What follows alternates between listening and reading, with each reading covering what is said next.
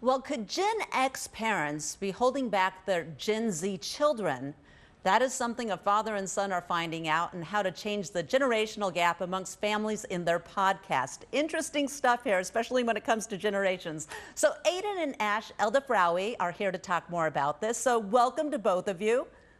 Thanks for having us. Thank you. All right, so I want to make sure we understand our parameters here. Gen Z, born 1997 to 2012, they're either 9 to 24 years old. Gen X, 1965 to 1980 born, and they're 41 to 56 years old. Okay, so let's go ahead and start off with question number one.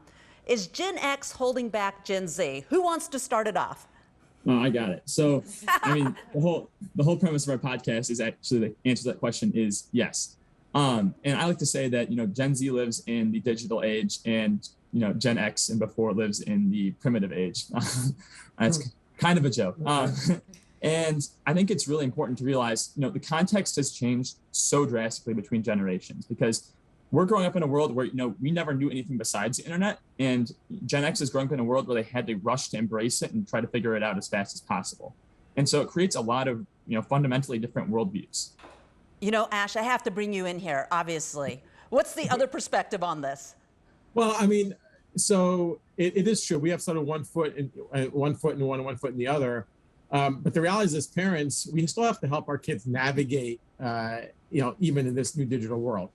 Look, he wins a lot of the debates, or he's brought me over to his side a lot, because I do realize that their context has changed so much that when we start talking about or looking at how we were raised as kids, or the rules that apply, the reality is they're not applying anymore. But then there's this also basic parenting that we have to do to even help them navigate the digital world. So I think there's a real compromise there, and that's what we're debating almost all the time. Yeah, and having this debate, this podcast, such an interesting experience. What is it that you want people to take away? The most important point from both of your perspectives. So I'll give you my perspective. So, when the way this started is during COVID. A lot of people spent time at the dinner table, and we started to negotiate like new rules and talk about the social issues. And we realized that while we would live in the same house, we'd come from different worlds, and we had to start understanding, how do we have real dialogues, not like 120 character tweet dialogues, but real dialogues around these important issues. Because I was seeing that they're just sort of forgetting how to sort of think in a more in a more disciplined way, or ask questions, because they didn't feel it was safe to do that in the internet environment. So for us, is how do you bring back that dialogue and long form dialogue between our generations? And and go right ahead. From my point of view on this one, what I like to say is that Gen X and Gen Z need to learn how to talk to each other. And like my dad said, it can't be in these tweet phrases. We like to say that we have to have long form dialogue, and that we have to think like a scientist and not a lawyer. And I think that's really important, because scientists like to think in a way where they're trying to constantly find the truth and constantly try to, they're not afraid to be wrong.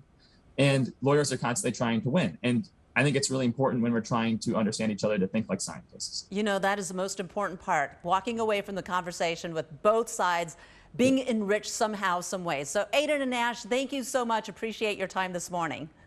Thank you. Thank you. Yeah, what a fun podcast that would be to kind of check out too. So you could check it out. Thank you very much, both of them. I really like those too. And I'd love to be a fly on the wall and witness their conversations at the dinner table.